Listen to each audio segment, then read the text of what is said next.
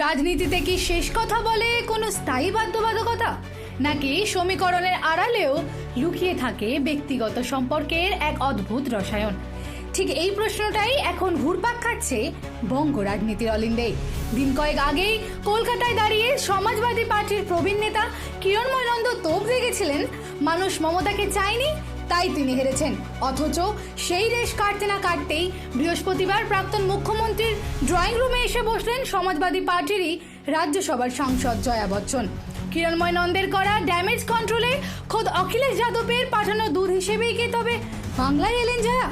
26-এর ভোটের ধাক্কার পর মমতা যখন বিজেপির বিরুদ্ধে ভোট চুরির অভিযোগ তুলে সরব হয়েছিলেন, তখন পাশে দাঁড়িয়েছিলেন সমাজবাদীর সুপ্রিমো অখিলেশ যাদব। কিন্তু তার পরপরই কিরণময় নন্দের ওই মন্তব্য ইন্ডিয়া জোটের অন্দরে তৃণমূল ও সমাজবাদীর দূরত্ব কিছুটা হলেও বাড়িয়ে দিয়েছিল। জয়া বচ্চনের এই আচমকা কালীঘাট সফর আসলে সেই ফাটল ঢাকার একটা চতুর চেষ্টা বলেই মনে করছে রাজনৈতিক মহল। এই দিন দুপুরবেলা নাগাদ প্রথমে জয়া বচ্চনকে নিয়ে গাড়িতে করে কালীঘাটের বাড়িতে নিয়ে আসেন তৃণমূল সাংসদ ডেরেক ওব্রায়েন। সেই সময় মমতার বাড়িতে উপস্থিত ছিলেন তার ভাইপো অভিষেক বন্দ্যোপাধ্যায়ও।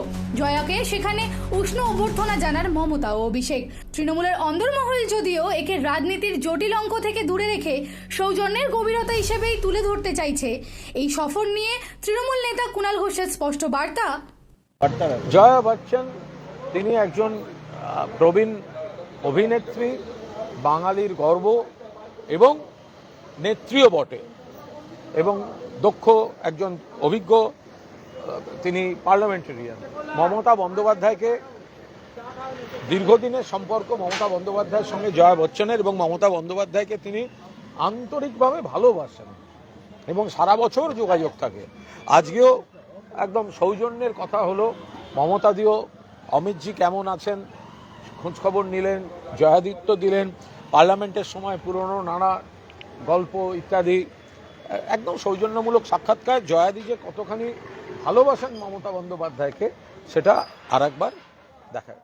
কুণালের এই দাবি অবশ্য একেবারেই উড়িয়ে দেওয়া যায় না, কারণ বচ্চন পরিবারের সঙ্গে মমতা বন্দ্যোপাধ্যায়ের ব্যক্তিগত সমীকরণ দীর্ঘদিনের। এর আগে মুম্বাইতে গিয়ে একাধিকবার অমিতাভ বচ্চনের বাড়িতে গিয়েছেন বাংলার প্রাক্তন মুখ্যমন্ত্রী। সেখানে বিগ বির পুত্র অভিষেক বচ্চন এবং স্ত্রী জয়ার সঙ্গে দীর্ঘক্ষণ গল্পও করেছেন তিনি। আজকেও কালীঘাটের বাড়ির ভেতর বেশ অনেকক্ষণ সময় কাটান জয়া। তবে এদিন তাদের মধ্যে কোনো রকম কোনো বৈঠক হয়েছে কিনা তা নিয়ে জয়া নিজে মিডিয়ার সামনে কোনো বিবৃতি দেননি। দুই শিবিরের পক্ষ থেকেও রাখা হয়েছে চরম গোপনীয়তা।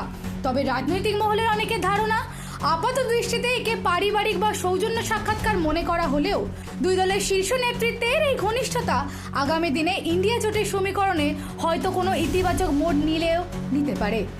দিশা দাসের report, headlines, Kolkata.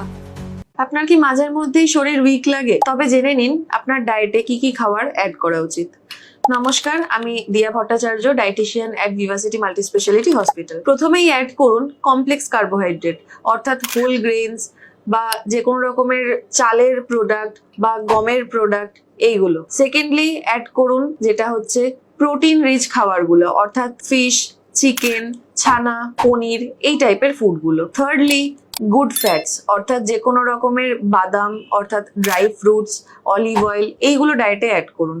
And fourthly সেটা হচ্ছে আয়রন রিচ ফুডস। তবে আয়রন রিচ ফুডের জন্য কিন্তু ভিটামিন সি জাতীয়, অর্থাৎ লেমন কিন্তু ডায়েটে অ্যাড করতে হবে, সো দ্যাট আয়রন রিচ ফুডগুলো যেমন স্পিনাচ বা কুলেখাড়া পাতা, এই টাইপের ফুডস গুলোর যাতে আয়রনের অ্যাবজর্পশনটা বাড়ানো যেতে পারে।